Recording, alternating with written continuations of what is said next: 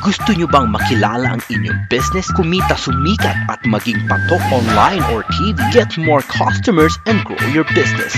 Advertise now.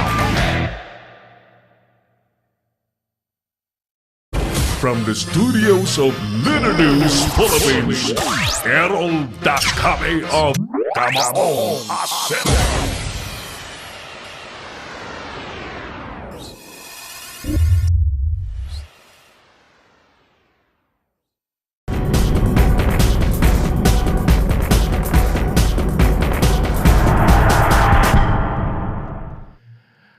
Welcome back sa ating palatuntunan ka mga sir. Tayo po ay nasa special segment na mano-mano ng ating programa. Mainit po ngayon na pinag-uusapan mga kaibigan ang pagkaka-endorse o pag-endorse, pagdala po ng Pangulong Duterte sa kandidatura ho ni dating Senador Jingo Estrada. Si dating Senador Jingo Estrada, alam naman natin, siya po ay anak ni dating Pangulong Joseph Estrada. Si dating Pangulong Joseph Estrada ay natanggal sa pwesto dahil po sa issue ng korupsyon. And I think 3 years ago, si dating Senador Jingo Estrada ay nakulong dahil po sa mga kasong kinakaharap patungkol po sa graft and corruption. Sa Administrasyong Duterte mga kaibigan, isa sa ikinakampanya po ng Pangulo ay ang paglaban po sa korupsyon sa gobyerno. So, pinag-uusapan po ngayon sa ating bayan kung ano ang epekto nito sa kampanya po ng Pangulo na labanan po ang katiwalian sa ating bansa. Para mas masigla ang ating huntahan this afternoon mga kaibigan, habang si Kuya Tim Gabriel, ang ating Vice Mayor sa Muntinlupa City ay nanonood, nasa linya na po natin si Senatorial Candidate Gerald Arcega, ang mamang nag-a-advocate na makulong o mabitay, maparusahan ng kamatayan ang lahat pong mga kurakot sa gobyerno. Mr. Senator, magandang hapon po. Si Errol Dakame sa Kamaong Asero sa Litter News Philippines at sa Pinoy Extreme Channel. Sir, magandang welcome po sa programa. Magandang hapon po. Assalamualaikum warahmatullahi ta'ala wa barakatuh. Sa pagpapawala ng tanging tunay at dakilang tagapaglikha ay sumati nawa sa ating mga kapatid na Muslim. Welcome sir sa program at kaya po namin kayo tinawagan dahil alam po namin at kami po ay naniniwala na dapat talagang labanan po ang korupsyon and you're advocating na kapag kayo po ay nahalal ay magpapasaka ng batas na mabibitay po ang mga kurakot sa gobyerno. But this afternoon, Senador, pag-usapan nga natin ito. Ano ang dating sa iyo nitong balitang ini-endorso na po ng Pangulong Duterte si dating Senador Jingo Estrada na akusado po ng several counts of graft and corruption related pa rin sa pork barrel, sir? Oo nga po, nabalitaan po natin yan, Kuya Errol. At medyo nakaka-disappoint nga ho ang nangyayari sa ngayon. Dahil prior to that, nakasabay ko na kasi yan si Senator Jingo sa isang programa sa ABS-CBN. Mm-hmm. Ikaw na ba? Mm-hmm. At nabanggit nga po niya na magkakaroon sila ng kick-off kumbaga nitong mga kandidato ni Pangulong Digong at saka ni Mayor Sara Duterte sa Pampanga. Parang ipinagmamalaki na nga po niya na siya ay one of the endorsed candidate ng administrasyon ni Presidente Duterte. Mm-hmm. So medyo nakaka-disappoint dahil tayo po noon pa man panahon pa ng People's Congress kung saan ako po ay regional coordinator dito sa Calabarzon, ay pinaglalaban po natin ang na maipatupad ang corruption-free government, lalong-lalo na dito sa isinusulong ni Pangulong Digong na mawala na ang mga corrupt sa gobyerno. Abo. At ngayon nga po ay itong nasasangkot sa kaso ng pandarambong, plunder, na si Jingoy Estrada at yung pang kumpare niya na si Bong Revilla, pinakawala na. Hindi natin malaman kung bakit na nakalusot samantalang ang kanyang tauhan ay nandyan at convicted. Yes po, Kuya Errol. Opo. Oo. So, may kampanya ang gobyerno, ang liderato mismo ng Pangulong Duterte. Nalabanan po ang katiwalian, ano? Ano po ang basa po ninyo dito, Sir Gerald, Senador Gerald? Hayaan mo nang tawagan kitang senador sapagkat kailangan ko na mag-practice dahil naniniwala ko na kailangan mong manalo. Kailangan ka sa Senado at kami po ay mas susuporta, mas ipapakalala namin sa taong bayan ng mga tulad mo kaysa doon sa mga luma na nasangkot na sa mga kurakutan. No? At ano ang tingin mo? Makakaapekto ba?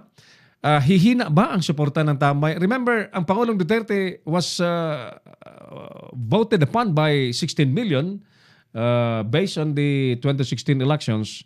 At lahat sila naniniwala na malilinis ng Pangulong Duterte sa korupsyon, sa drugs at kung ano-anong pang-abuso sa gobyerno ang ating pamahalaan. Tingin mo, mababawasan ba yung mga sumusuporta sa Pangulo dahil dito? Sa aking palagay po, ako po, nabawasan na. Ako nga po, ayoko nang sumuporta kay Pangulong Digong sa ginagawa niyang yan. Dahil sa hindi nga po tayo pabor na may mga ini-endorso siyang mga sangkot. Kung hindi man sangkot, ay naniniwala po ako na mahatulan yung mga taong yan. Dahil kung hindi man po mahatulan sa ngayon, out on bail daw yung mga yan sila. At yung isa na acquitted na nga po, dapat nga yung kaso ni Bong Revilla ay kailangan buhayin ulit at talagang kasuhan ulit. Kumbaga kung sino man ang pwedeng magkakaso. So naniniwala po ako dahil marami na po, Sir Errol, na mga nakakausap nating mga karaniwang mamamayan na suportado si Digong, si Pangulong Duterte, na masyado na pong nadi-disappoint. Kung magbabasa nga po tayo ng mga comment doon sa mga netizen natin. Yes, sir. Ay nadi-disappoint din po sila sa mga ginagawa ni Pangulong Digong. Bakit ganito ang nangyayari sa bansa natin? Kanina nga lamang po, napanood ko sa inyong programa dito na itong si Secretary Bongo ay may itinatag sila ni Commissioner Butch Belhica. Yes, sir. Na parang coalition na laban sa mga tiwali ng gobyerno. Ay dapat inuuna nila itong mga tao sa paligid nila, itong mga kagaya niyan, ng mga kumakandidatong senador. Hindi na po nga dapat pinapakandidato yung mga ganyang klaseng may kaso ng pandarambong, ng plunder. Dapat po ay talagang sinasalang mabuti ng COMELEC at lalong-lalo na hindi nag-i-involve dapat ang Pangulong Digong. Naniniwala po ako, Sir Errol, na ito po ay malaking kabawasan sa popularidad ng Pangulong Digong. Hindi dapat po niya ginawa itong mga ganitong klase at na para bagang ang nangyayari parang kasabwat na siya nitong mga tao na ito. Kumbaga hindi ako humahanga sa tao na pinapaboran, porket kaibigan pinapaboran niya itong mga tao na ito. Nakatulong siguro itong mga ito sa kanyang kampanya. Malaki ang nagastos siguro ng mga tao na ito kaya siya ganyan ngayon. Ang paliwanag, Sir Gerald, ni Secretary Salvador Panelo, ang ating presidential spokesperson, na nananatili daw inosente si Jingoy Estrada hanggat hindi pa nahatulan o napapatunayan ng korte ayon daw po sa batas. Hindi po rin ako naniniwala sa mga ganyan pagdating po sa kaso ng pandarambong, ng plunder. Meron po sigurong mga kaso na pwede nating i-exempt na hindi pa siya nahatulan ay talagang otherwise is not proven guilty. Kumbaga. Pero sa kaso po ng ganitong pandarambong at kitang-kita naman po natin na malapit sila dito sa kay Napoles na ito. Noong pa mang sinubaybayan ko itong mga kaso nila na hindi pa naman po tayo nagpaplanong sumabak sa politika. Ay ako po Sir Errol, nagpapasalamat ako sa inyong malaking tiwalang ibinibigay po sa akin. Dahil gaya po ng sinabi ko, ang loyalty ko po ay nasa taong bayan. Ako po, nung panahong sinuportahan ko si Pangulong Digong, ay dahil sa akala ko ay siya talagang makakaresolba ng korupsyon dito sa ating bansa. At maisusulong niya ang isang pamahalaan, isang malinis na pamahalaan at walang kinikilingan. Pero dahil po sa mga nangyari na ito ay nakaka-disappoint po. Pero ganun pa man, wala po tayong pakialam kung sino man ang i-endorse niya. Basta tayo po tuloy ang ating laban sa mga korap na taong yan sa gobyerno, lalong-lalo na sa mga politikong korap. Talagang patuloy po ang ating panawagan na itong mga tao na ito ay dapat talagang bitayin, isulong natin ang parusang kamatayan. Mula sa pinakamataas na pinuno po ng ating pamahalaan hanggang sa pinakamababa. Wala pong Hindi po importante kung magkano man ang ninakaw nila. Kung sila ay nagnakaw, dapat po silang hatulan ng kamatayan. At kung hindi man po, kung ako po ay sakaling palarin na ako po ay maupo, ay gagamitin po natin ang pera ng sambayan ng Pilipino para linisin ang gobyerno. Kasuhan po natin ang mga dapat kasuhan. Yan po ang gusto kong mangyari. At sabi ko nga po, ako po ay hindi mangangako, Sir Errol. Gusto ko po ay ang mga taong bayan talaga ang makakita kung ano ang performance na gagawin natin. Tayo ang magiging mata ng sambayan ng Pilipino. Apo. Alright. Well taken na Senator Gerald, ang inyong pong opinion dyan sa isyong yan. Pwede po ba tayong lumipat sa ibang issue, sir? Kaninang umaga, nagkaroon po ng operasyon baklas ang COMELEC sa mga lumalabag daw sa posters, mga banners ng mga politiko. And remember, today is bispiras ng campaign period para sa mga senador at party list. Pero long time ago, napakarami ng lumalabag eh. Ang palusot lamang ng mga kandidato ay wala daw silang inilalagay na iboto sila at nagpapalusot pa na hindi raw nila alam na ang mga supporters ay naglagay. Merong mga kandidato, lalo na sa pagkasenador, Sir Gerald, na gumagastos ng milyon-milyon na sa mga higanting billboard at sa mga advertisement sa mga major networks sa television. Anong reaksyon mo dun sa Operation Baklas ngayong araw lamang ng COMELEC, sir? Nakakatuwa nga po yung COMELEC na yan. Parang mga siraulo yung mga tao dyan sa COMELEC na yan. Dahil sa mga ginagawa nilang batas na bawal yung mga malalaking billboard po na yan, Kuya Errol. Yeah. Pero simula pa ho, nung mag-declare ako ng candidacy, hindi pa nga ako nagde-declare. July, August pa lang, September, nakikita mo na yung mga billboard ni Bongo na pagkalalaki. Hindi na po natin maitatatwa na talagang gumagastos itong administrasyon. Pera na ho, palagay ko, pera na ng taong bayan ang ginagastos itong mga tao na ito. At yun nga po ang nakaka-disappoint. Itong mga leader na ito na gumagastos ng bilyon-bilyon, hindi na po ako naniniwalang milyon lamang ang labanan dito, ng milyon. Bilyong piso na po ang ginagastos ng mga tao na yan. Lalong-lalo na ng mga kandidato ng administrasyon ngayon ni Presidente Duterte. Ako po ay talagang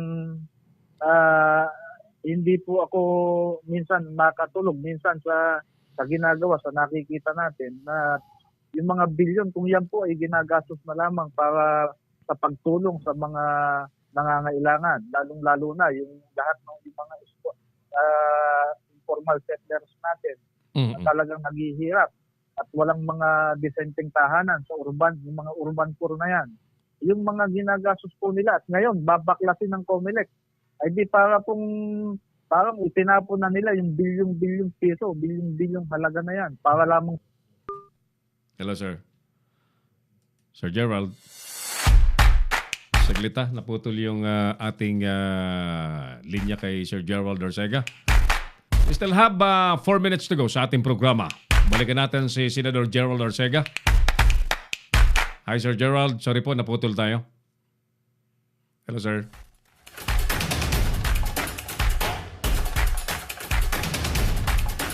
Ang kausap po natin ay si Labor Party Senatorial Candidate Gerald Orcega. Sorry, Senador, naputol po tayo po. You were saying na ngayon lang nag-operation. Parang palabas tuloy. Parang sarswela lamang, Senator Gerald, ang ginagawa ng COMELEC. Yan na po. Tamang-tama po yung sinabi ninyo. Talagang palabas lamang, sarswela. Hindi natin malaman. Talagang ang COMELEC na yan, may patong talaga yung COMELEC na yan mula dito sa mga kandidatong malalakas na ito. Yan po ang gusto nating tuldukan na, Sir Errol, sa mga darating na panahon. Tayo po ay naniniwala na may katapusan din yan. Gagaya po nung sabi nyo, may katapusan din yung mga siraong demonyong yan, ang mga tao na yan, na walang pakundangan, walang malasakit, walang tunay na malasakit sa sitwasyon ng ating mga kababayan. Ako po ay nagsasalita, hindi bilang kandidato, although kandidato po ako bilang senador. Ako po ay nagsasalita bilang isang karaniwang mamamayan na talagang sawang-sawa na dito sa nangyayaring ito. Paulit-ulit na lamang po. babaklasin po nila yung mga billboard, mga higanting billboards na yan. Magkano po ang ginastos? Ay di susunugin na lamang po nila. At wala na po tayong magagawa sa ganyang sistema. Pero kung iboboto po tayo ng ating mga kababayan at iluluklok sa Senado, malaki po ang magagawa natin. Dudurugin po natin lahat yan, yung mga taong yan. Dudurugin po natin ang political dynasty, ang korupsyon sa gobyerno, at lahat po ng katiwalian. Wala po tayong sisinuhin. Kahit na po hindi trabaho ng senador, tatrabahoin na po natin na mawala yung mga politikong korap na yan sa ating bansa.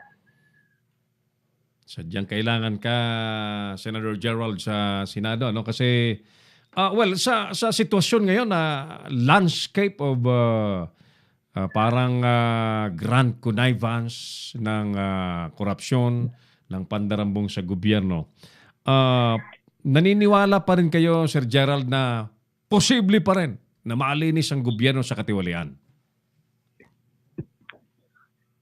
Sobra po ang aking paniwala, Sir Errol. Naniniwala po ako. Hindi ko po sinasabi ito dahil sa kung tayo man ang maluklok ay kaya nating linisin kung ano man ang katiwalian na namamayani dito sa ating bansa. Pero wala pong imposible. Ako po bilang isang tunay na Muslim, naniniwala ako sa kapangyarihan ng tanging tunay, pag-iisang Diyos na tagapaglikha. Na ang bansa natin ay napakalaki pa po ng pag-asa. Napakadami pong kandidato ngayon, mga baguhang kandidato na nagnanais maglingkod sa ating bansa. Suportahan po natin sila. Gawin po natin, iiwaksin na po natin ang mga kandidato na walang pakialam sa atin. At ang gusto lamang ay magkaroon ng kapangyarihan sa gobyerno, magnegosyo sa gobyerno, kumita, kumikbak sa lahat ng mga proyekto ng gobyerno. Yan po ang mga tao na talagang pilit nating dudurugin pagdating ng tamang panahon. At ang tamang panahon po, Sir Errol, malapit na po. Desisyonan po ng taong bayan. Sa Mayo at 13 po, malapit na po. Huwag po nating pabayaan na tayo po ay patuloy na yurakan ng ating mga pagkatao ng mga demonyong politiko na yan. Magkaisa po tayo. Labanan na po natin ito. Hindi po ako naniniwala na walang pag-asa. Malaki po ang pag-asa kung tayo po ay magkakaisa. Senator Gerald, naniniwala po kami na talagang may pag-asa pa naman ang ating bansa. Nga lang, kailangan nating magkaisa. Tayong lahat, mga Pilipino, magkaisa sa isang layunin na linisin sa katiwalian ng ating bayan, Senator Gerald. Senator Gerald, one more minute. Meron ka pang pagkakataon na manawagan po sa ating mga manonood. Muli po ay maraming pong salamat, Sir Errol, sa walang sawa ninyong pag-imbita sa akin dito. Dahil ito po, kailangan po natin itong maipaalam ang ating saloobin sa lahat ng ating mga kababayan. Lagi ko pong sinasabi na ang laban ng Senador Bitay ay laban po ng sambayan ng Pilipino. Bakit po paulit-ulit ang aking mga post sa Facebook? Ang Facebook ko po, Gerald Arcega. Paulit-ulit po tayo na bitayin ang mga korap. Yan po ay para isaksak sa kaisipan ng lahat ng ating mga kababayan na wala pong karapatan. Wala pong karapatan ng mga politiko na tayo ay pagnakawan. Wala pong, kung sila po ay magnanakaw lamang sa atin, ay dapat po wala silang karapatang mabuhay dito sa ating lipunan. Tayo po bilang mamamayan naghahangad ng isang malinis na gobyerno. At ang malinis na gobyerno po ay kailangan magkaroon po tayo ng sakripisyo. Isa pong ultimate cleansing ang dapat na gawin. Kung kinakailangan pong dumanak ang dugo ng mga politiko dahil sa bitay, sa parusang kamatayan, dapat po ay mangyari as soon as possible. At ako po, naniniwala po ako, Sir Errol. Apo. Naniniwala po ako na malaki po ang pag-asa ng ating bansa. Very well said. Tayo po ay lahat po na gagawin natin at hindi po tayo mangangako. Gaya po ng aking sinasabi ay kailangan po ang sambayan ng Pilipino, Kuya Errol, ang mangako. At magdesisyon. Pag ako po ay naluklok bilang senador, ay sila po ang mangako na ako po mismo ay kailangan bitayin kung ako ay mai-involve sa anumang uri ng korupsyon at katiwalian. Yun po ang ipangako nila sa akin. Very well said. Senator Gerald Arcega, sir, maraming salamat po at magandang hapon ulit. Maraming pong salamat, Sir Errol. Mabuhay po kayo. Assalamualaikum. Ang pagpapala ng tanging tunay at isang Diyos ng tagapaglikha ay sumayin nawa. Maraming po salamat. Thank you, sir. Thank you. And have a nice day. Senatorial candidate Gerald Orcega under the Labor Party. Mga kaibigan, kaninang umaga, by the way, nagkaroon ng Operation Baklas sa probinsya. Ang COMELEC, pinagbabaklas daw yung mga banners, mga tarpaulins na illegal, wala sa lugar. Bukas na ang campaign period, di po ba? Ako tuloy parang natatawa ako sa ginagawa ng COMELEC na naiinis sapagkat kung talagang sincero silang ipatupad ang COMELEC laws, noon pa lamang na marami ng kandidatong pumuporma, marami ng kandidatong nagpaparamdam na sila'y tatakbo at naglalagay ng kanilang mga tarpaulins, nandiyan na sa mga television at kung saan-saan pang mga, kung ano-ano pa mga aktibidades dapat gumawa na sila ng aksyon. Drama na lang ito. Palabas na lang ito ng COMELEC. COMELEC na walang kwenta. Dahil yung mga matitinong kandidato, pipigilan dahil itinatawag nilang nuisance candidate. Pero kapag kakilalang tao at may milyong-milyong pera, kahit mandarambong, pinatatakbo pa rin. Grabe ang kagaguhan ng COMELEC. Balikan na po natin ang mga isyong binantayan natin sa maghapon. Palasyo idinipensa po ang pagsuporta ni Duterte kay Jinggoy. Pumalo na po sa 4,000 ang tinamaan ng nakamamatay na sakit na tigdas. Karamihan po dyan ay mga bata. Measles outbreak, ikinabahala na rin po ng World Health Organization or WHO. COMELEC nagsagawa nga po ng Oplan Baklas. Ibinida pa ng COMELEC ang makabago daw na security features na mga balotang gagamitin sa eleksyon. Kahit yan ay may security feature, ang tanong dyan, mabibilang ba yan? Mabibilang ba? At maipupuntos ba sa tamang kandidato? Yan ang issue dyan Immigration, posible daw ipa-deport ang babaeng in-check na nanaboy ng taho sa pulis. Ito ang issue ito, saglit na nga. Alam nyo, may mga nagre-react kasi na dapat daw magdahan-dahan tayo dahil foreign national. Dapat daw magdahan-dahan tayo sapagkat may mga Pilipino rin sa China. Mga kaibigan, sa China, ang sino man na lumalabag sa batas talagang pinapatawa ng parusa. Bakit tayo po ay maglalagay ng exemption kapag foreign nationals kung nasa bansa naman natin? Ako, I admire the maximum tolerance ng ating mga pulis at I admire tama ang ginawa ng mga pulis na sinampahan ng kaso yung bastos, balasubas na babae pa naman. Babae pa naman. In-check. Nandito pa sa ating bansa. Alam niyo po, ang mga bisita sa ating bansa, tinuturing natin yan na bisita. Pero kung ang bisita mismo, yung bahay na pinuntahan ay babastusin mismo yung may bahay, anong gagawin ninyo? Ha? Papaypayan nyo pa? Ay, iya! Ang sarap ng tahong isinaboy mo. Hindi mo ba? Tama, ang ginawa ng pulis, kinasuhan. Kaya lang, kung ipadideport po yan, di wala na. Hindi na mapapanagot yan. Pinadeport lang. Ayan. So, punta naman sila sa ibang bansa siguro. Doon naman ulit magkalat ng lagim. Ayaw sumunod sa batas. Naghigpit po ang MRT. Pinagbawal yung pagdadala ng anuman likido, pagkain sa loob ng MRT dahil nga po sa holo bombing. For public safety ang iniisip po ng gobyerno. Yung checkwa na babae ayaw sumunod. Sinaboy sa pulis. Sa mukha yata, sa damit. Ganon. Samantala, okay lang daw po sa palasyo na questionin sa Supreme Court ang 2019 national budget. Ito po sa issue pa rin po ng pork barrel. 75 billion pisong pork barrel sinisigap raw ng magkatandim na Jokno at Nograles na maibalik ayon po kay Andaya. Si Andaya, Rolando Andaya Jr. nagsabi niyan. Mga kongresista naman magpupulong daw para maresolba ang baha sa Iloilo. Bakit? Hindi ba kaya yan ng DPWH at kailangan yung mga kongresista? Ako na babahala kapag nagpulong ang mga kongresista, nakakatakot. Bakit? Baka yang bahang yan pagkapirahan na naman ng mga mandarambong sa Kongreso. Kumilos ka na DPWH, may dati ng budget yan, gamitin mo na at wag na kayong maghihintay na magpulong-pulang pa ang mga mandarambong na kongresista.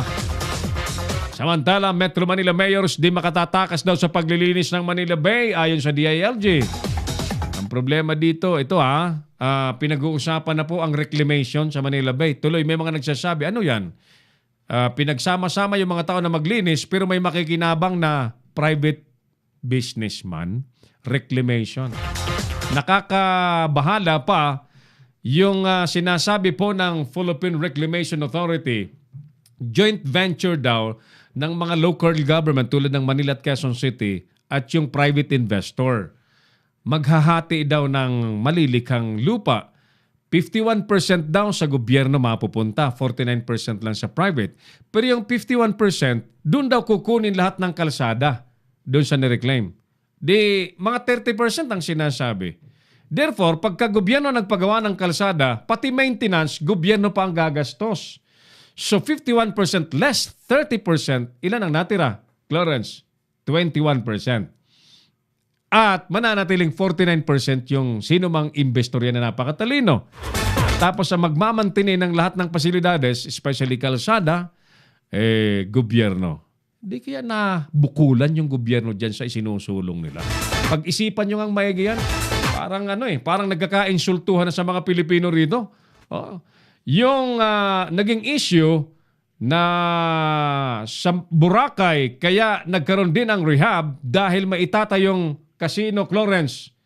Pinabulaanan dati yan ng gobyerno, walang katotohanan yan. Ngayon, approve na yung casino. Casino Resort. Ayan, so, well, kayo pong bahala sa mga issue yan. Pinag-uusapan lamang po natin. Ano? Dito po sa atin, issue lang at balita, wala pong personalan. Samantala, magandang balita sa mga akyat po sa Baguio City dahil po sa Panagbenga Festival or the Flower Festival. Tiniyak po ng DPWH Cordillera na ligtas daanan po ang Cannon Road. O yan, Clarence, bukas na ang Cannon Road. Ayan, temporarily. And it will be open by February 14. Ayon po sa DPWH, ay lalagyan nila ito ng sapat na mga traffic signage para matiyak ang kaligtasan po ng mga motorista. Yan. Okay. Ayos. So yung mga nagmamadaling umakyat, situate na alam niyo po yung Cannon Road at nakadaan na po kayo dyan. Huwag kayong dadaan basta-basta kung hindi pa kayo nakadaan dyan.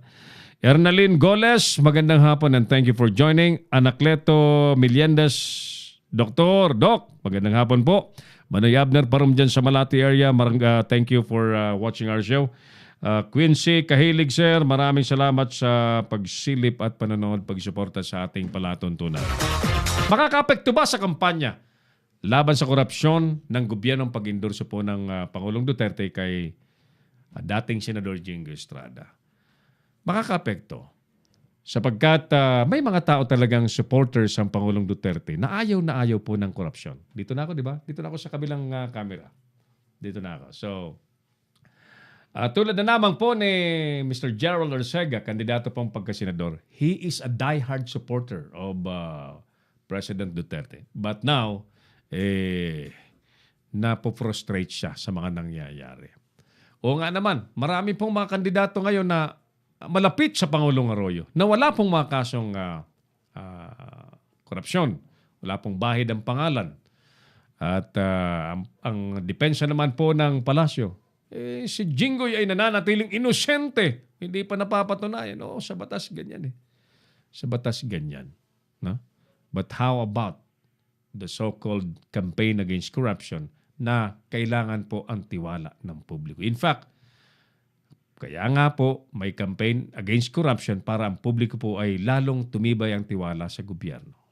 So until now mga kaibigan, wala pa hong mga solidong patunay ang kasalukuyang administrasyon na may mga napakulong na tungkol sa corruption. Wala pa masyado. So tingnan natin in the very near future. Alright?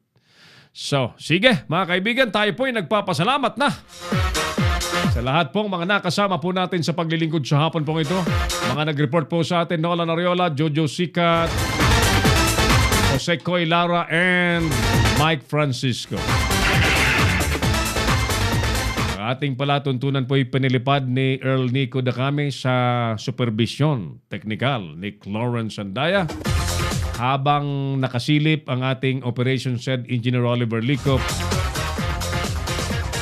hindi daw pa siya tumatanda, bata pa raw siya. Sabi niya nga nakakalima pa siya.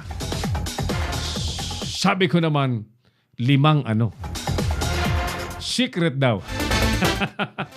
Partner, pagaling ka. Pagaling ka at marami tayong dapat gawin.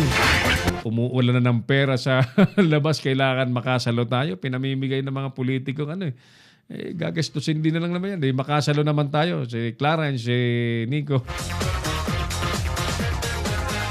Maraming salamat po sa inyong lahat mga kaibigan. Linawin ko lamang po, ang programang ito ay hindi po basta-basta nakikipag-usap sa kung kani-kanino. In fact, si Senator Gerald wala pong pera yan. Pero sinusuportahan po natin. Sino pa? Senator Charlie Gade, wala pong pera yan. Sinusuportahan po natin. Hindi po sa atin dito pera-pera. Pero ang ating programa, of course, malawak pa para sa legitimate advertising na siya naman pong may pambabayad po namin sa kuryente, sa internet, may pambibili namin ng kape habang nagpo-program, may pambabayad ng aming mga telepono kapag dumating ang due date. Sa madaling sabi, we can sustain the operations of Leader News Philippines ng Kamaong Asero, pati na sa Pinoy Extreme Channel. Salamat po sa inyong lahat mga kaibigan.